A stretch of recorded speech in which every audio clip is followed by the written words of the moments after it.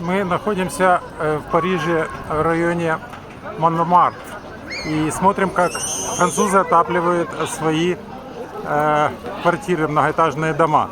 Они отапливают, если вы видите, дровами. Дровами в каждой квартире камин, который включается январь-февраль месяц. И поскольку на квартир много, мы видим достаточно много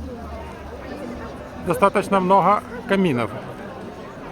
И поэтому фирма Тепло без газа открывает линию продажи дымоходов керамических «Шидель» на Францию, в славный город Париж. Потому что в Париже все дорого, камины тоже дорогие, и дымоходы тоже не дешевые.